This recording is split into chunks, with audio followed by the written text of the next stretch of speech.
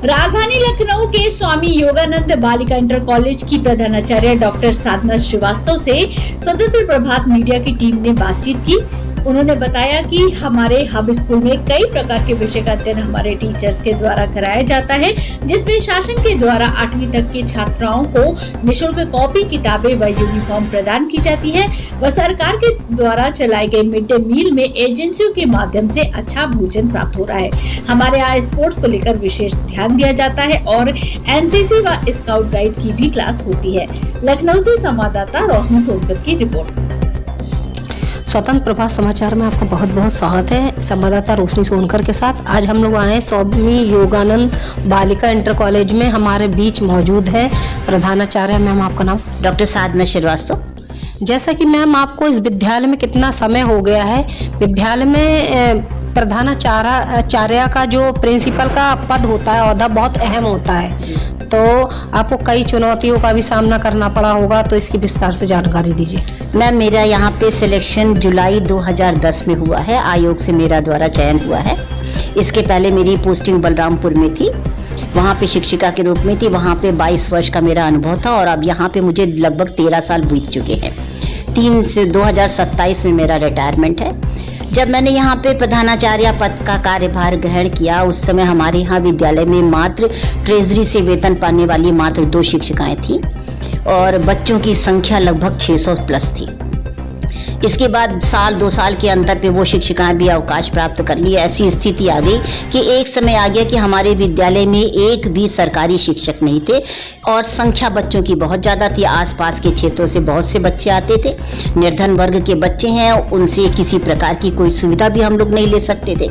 ऐसी स्थिति में प्राइवेट टीचर्स को रख करके स्कूल चलाना अपने आप में एक बहुत बड़ी चुनौती थी। लेकिन फिर भी मुझे लगता था कि यदि हम इस कार्य के लिए नियुक्त किए गए हैं, शासन के द्वारा यदि हमारी इस कार्य के लिए नियुक्त की गई है, तो कुछ सोच करके किसी विचारधारा के आधार पे कुछ बिंदु निर्धारित किए गए होंगे, जिसके आधार पे हमें चयनित किया गया। मुझे लगा कि मुझे इस चयन प्रक्रिया में जो मेरा नियुक्ति हुई है उसे मुझे उस पर खरे उतरना चाहिए। इसके लिए मैंने हर तरीके से प्रयास किया, अपने प्रबंधन को किया, संपर्क किया, अपने जिला विद्यालय निरीक्षक से सहयोग मांगा और जो भी मेरे अधिकारी थे उनका मुझे पूर्ण सहयोग भी मिला। बच्चों ने भी किया। आसपास के जो हमारे क्षेत्रीय माननीय सुरेश श्रीवास्तव विधायक जी थे, जो कि कोरोना में जिनका देहांत हो गया, उन्होंने भी हमारे स्कूल के लिए काफ़ी मदद की, कुछ बिल्डिंग बनवाई।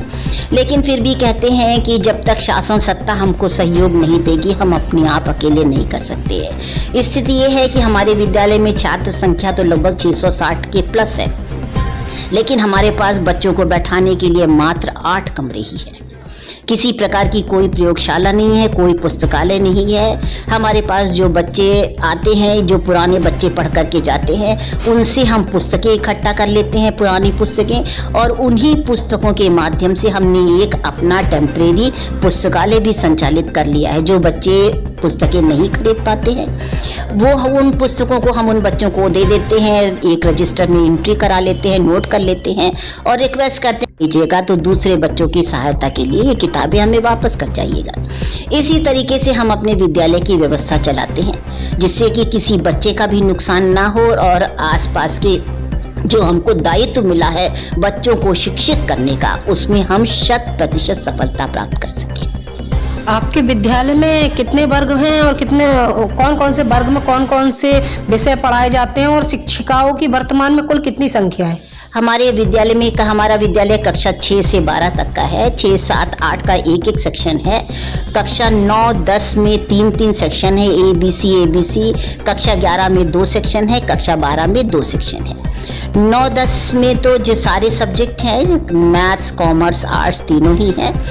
कक्षा 11 और 12 में मात्र आर्ट और कॉमर्स है, जिसमें हमारे यहाँ ट्रेजरी से वेतन पाने वाली मात्र 1 शिक्षिका है। बाकी सारी शिक्षिकाएं बाह्य रूप से हम लोग उनको इंगेज करते हैं अपनी विद्यालय की शिक्षण व्यवस्था को चलाने के लिए। जैसा कि मैम, शिक्षा को लेकर जो अदर एक्टिविटीज़ हैं, क्या आपके विद्यालय में उस पर विशेष ध्यान दिया जाता है? ध्यान दिया जाता है लेकिन हम लोग अपनी पढ़ाई नहीं बाधित करते हैं। शिक्षण को बिना बाधित किए हुए अंतिम के जो 2 कालांश होते हैं, 8वां और 9वां कालांश, उन्हीं दोनों कालांशों में हम अपने जो एक्स्ट्रा करिकुलर एक्टिविटीज़ हैं उनको संचालित करते हैं और उनके माध्यम से, उन एक्स्ट्रा करिकुलर एक्टिविटीज़ के माध्यम से हम अपने बच्चों को बाह्य दुनिया से अवगत कराते हैं। जैसा कि हम सरकार द्वारा जो मिड डे मील का कार्यक्रम का आयोजन किया गया है और निःशुल्क पुस्तक वितरण और यूनिफॉर्म, तो क्या इसका लाभ आपके विद्यालय में छात्राओं को प्राप्त होता है? जी मैम, निःशुल्क जो वस्त्र वाला है वो तो अभी इधर हम लोगों को नहीं मिलता है। इसके पहले 2-3 साल मिला है, तो वो हमारे यहाँ सारे बच्चों को लाभान्वित कराया गया। पुस्तकों का भी वितरण होता है, लेकिन गत वर्ष हम लोगों को नहीं मिल पाई। कुछ पुस्तकों की उपलब्धता जहाँ पे बांटा जाता वहाँ से कम थी, और हम लोग के यहाँ विद्यालय में जब हमारे विद्यालय के कर्मचारी 20 जुलाई को वहाँ लेने गए तो उन्होंने बताया कि यहाँ पे पुस्तकें खत्म हो चुकी हैं, जिसका समाधान हम लोगों ने, जो पुरानी कक्षाओं के बच्चे थे, उन्हीं लोगों से पुरानी पुस्तकों को लेकर के अपने बच्चों को वितरित कर दी। और मिड डे मील में मैम कैसा भोजन प्राप्त होता है? भोजन की क्वालिटी कैसी है? भोजन ठीक है, क्योंकि कई बार हम लोग भी उसको ले लेते हैं, उसको भी हम लोग टेस्ट करके देखते हैं। जो हमारे यहाँ की मिड डे मील की इंचार्ज है, उनको भी हमने नियुक्त करके रखा हुआ है कि आप भी इसको लीजिए, और अपने कभी चतुर्थ वर्ग कर्मचारी को भी लगा देते हैं कि आप भी इसको देखिए। जब बच्चों को वितरित किया जाता है तो आप उसको देखिए कि वो गर्म है, किसी किस्म की उसमें विसंगति या खराबी ना पाई जाए। मिड डे मील ठीक आता है हमारे यहाँ, कोई गड़बड़ी नहीं है।